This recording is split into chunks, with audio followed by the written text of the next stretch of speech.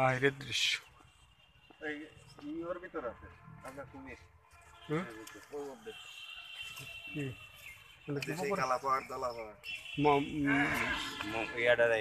Mummy করে রাখছে।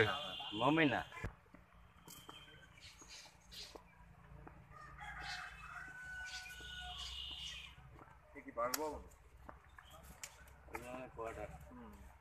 এটা মানে এক সময় বাসভবন ছিল।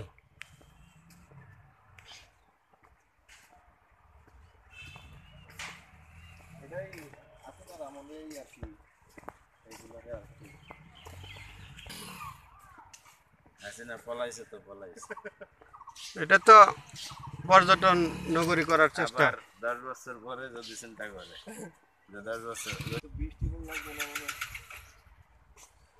না, বৃষ্টি তো পড়বেই, কিন্তু গেটটা সুন্দর হয়েছে।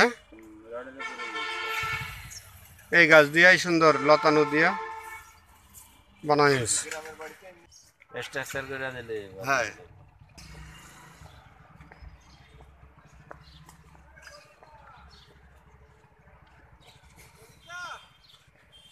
মস্কিও।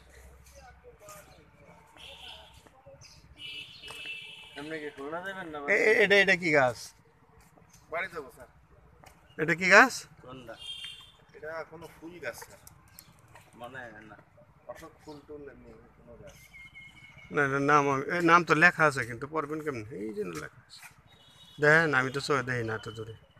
মোবাইল দিয়ে করা যাবে। পরিজাত পরিজাত পরিজাত গাছ। পারে যা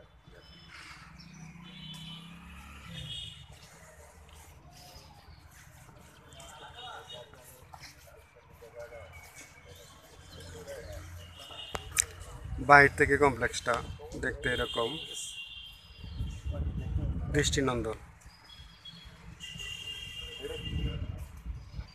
গিরগিটি গিরগিটি কি গিরগিটি গিরগিটি। রক্ত শোষা আমাদের এই যে রক্ত চোষা বলা হয়তো। এরা নাকি রক্ত বিশাল কমপ্লেক্স।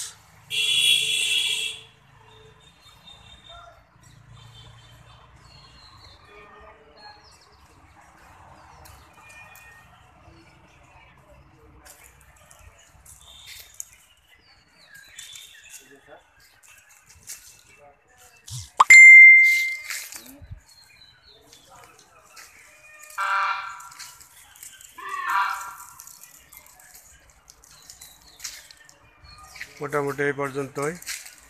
বাড়ির দিক থেকে দৃশ্যটা এরকম। মোটামুটি ফুল বাগান, বিভিন্ন ফুলের গাছ দিয়ে সাজানো গোছানো, দেখার মতোই। শিশু কর্নার আছে। এখানে বেড়াতে আসলে মানুষ ভালো উপভোগ করতে পারবে। যেটা বলছিলাম, মূলত দূরে দেখা যায় যে পবিত্র স্থান হইলেও যৌবনের কাছে এগুলি পবিত্র না। মানুষ বিভিন্নভাবে বেহায়াপনায় লিপ্ত হয়ে যায়।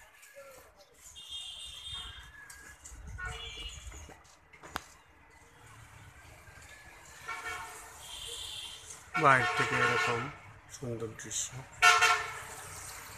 ফুল গাছ থেকে মেন রোড, খুলনা বাগেরহাট। আজকে এই পর্যন্তই। আল্লাহ হাফিজ।